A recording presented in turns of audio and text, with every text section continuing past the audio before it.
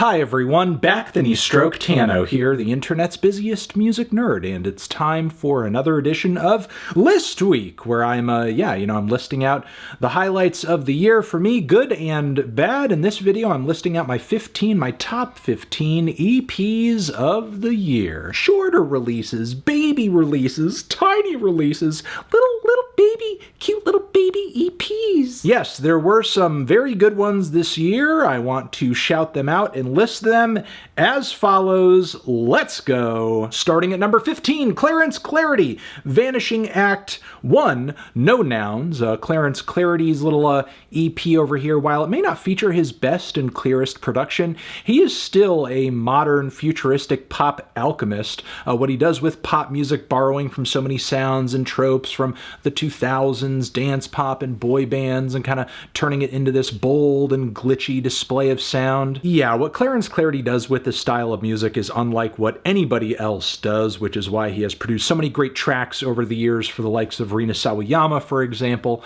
And he continues to do great stuff on this EP over here. He's a one-of-a-kind songwriter and producer, and the material here certainly shows that. Next, we have this new EP from Luna Lee, Jams. This multi-instrumentalist and producer has come through with some very short loops, beats, and bops that have ruled social media that she's been dropping for a while now. She's quite the talent, and looking forward to seeing her spread her wings on some bigger releases into the future. But for now, everything she's pulling together here in terms of like the keys, the guitars, the beats, the harps, all of it is wonderful. It's gorgeous and versatile. It's a fun little release. I highly encourage you to listen to it. Next, at number 13, we have Griselda's own Benny the Butcher with his Pyrex Picasso EP. This thing is just track for track fire, very much no bullshit, nothing too experimental or out there for Benny, just like everything that he has done well up until this point, consolidated into a single EP. The coke rhymes, the dirty, grimy ass beats, the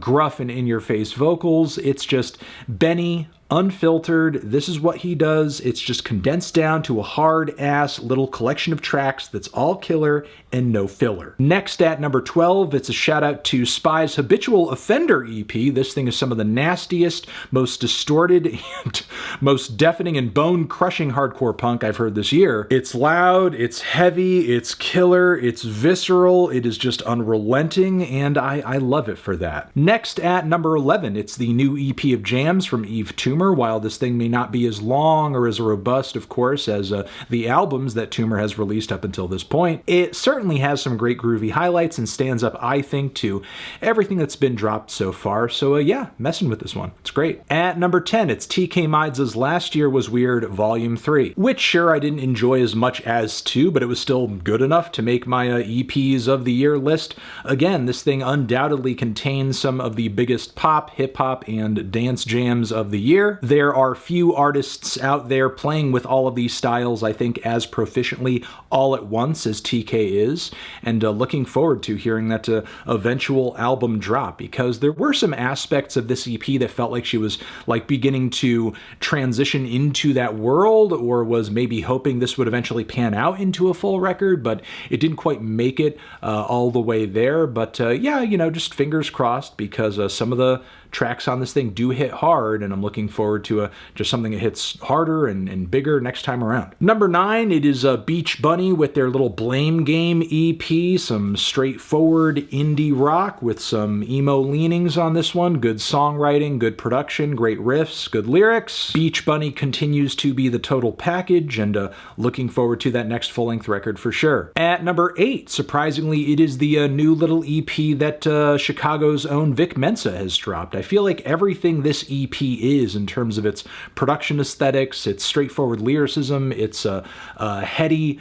narratives, and everything else it has going on, should have been what his full-length debut was, that, really fell short, fell apart. I think he has really, gotten back in the saddle on this one, creatively speaking, and hopefully he can sort of continue the momentum that he has going on here into something larger into the future, because as far as EPs go, I think this is one of the most solid in the hip-hop realm this year. At number 7, it is Yukika with the Time About EP. With the handful of tracks here, she pulls together elements of J-pop and K-pop and city pop into a bunch of very well-produced, fun, glamorous, catchy songs. When it comes to these styles of music, Yukika continually proves herself to have more vision and artistic authenticity than most, I feel. Following that, at number 6, it is Knocked Loose with A Tear in the Fabric of Life, which, my god, the combinations of death metal and metalcore on this thing are brutal, they're heavy,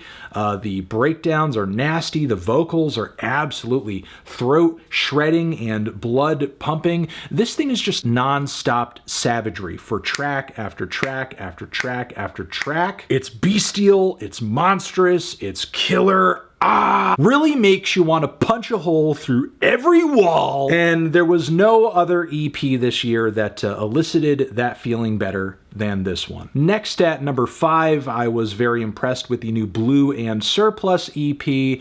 In many respects, this thing is sort of like typical Blu at the moment. Very jazzy, lo-fi production.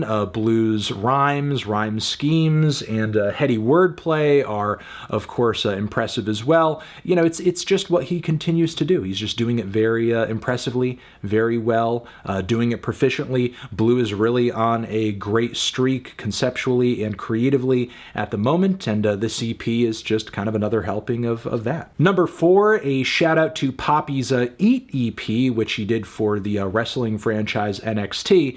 But even though, you know, in some ways it is a brand tie-in, this is a very tight and heavy and killer set of metal tracks that occasionally are a little mathy and a little noisy. Her vocals are really intense as well, loving the throat-shredding screams, while her full-length record didn't pan out quite as well as I think this EP did. I don't think 2021 is a total wash for Poppy, because again, like, the collection of tracks here are great, and I can only hope she comes out with more material in the future that hits as hard as this. Number 3, a shout out to Kero Bonito's Civilization 2 EP, the very lovely follow-up to their Civilization 1 EP, where they're reflecting a lot on pandemic life, the environment, the world's ills at large, with thoughtful songs, quality pop production. Kero Bonito just continues to be one of the most creative trios in pop music, and Civilization 2 is a show of that. At number 2, it is JPEGMAFIA's EP2, the record that kind of built up to his latest project LP, but you know, if as good as LP is, and I love LP,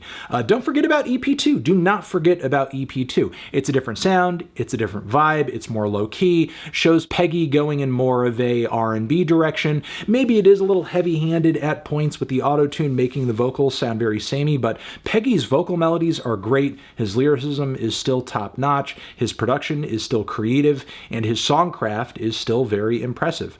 So yeah, you know, this is just a great EP, shows another side creatively of Peggy, and I implore Peggy fans and people out there who may have heard LP, make sure you go back. Make sure you listen to this. Make sure this is in your listening diet as well, because it is great. And number 1, a shout out to the UK's Rachel Chinoriri for her 4 Degrees in Winter EP. It's kind of funny calling this an EP because it's like crafted in such a way, and it feels so robust and versatile to the point where it runs and vibes more like an album than it does an EP. It feels so complete.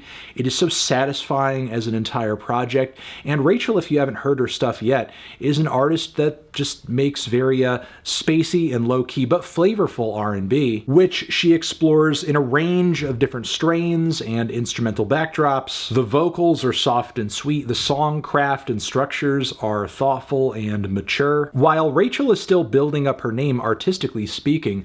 This EP shows her arriving to us in so many ways fully formed. There is such a great, I think, foundation being laid here on this project that all that Rachel needs to do is, like, you know, get a little bit bolder and keep dishing out quality tracks, and people who are into this style of music will have to start paying attention. So yes, just a really beautiful, enchanting project from Rachel over here, and so good that I had to make it my number one. You know, it's a really good project, as are all the other ones I referenced here. They are linked and listed down below, so you can check them out for yourself. And yeah, that is going to be my EPs of the year list. You're the best. Thank you for watching. Love you. Transition. Have you given these EPs a listen? Did you love them? Did you hate them? What are your EPs of the year? Let me know. Over here next to my head, it's another video you can check out. Hit that up, or the link to subscribe to the channel.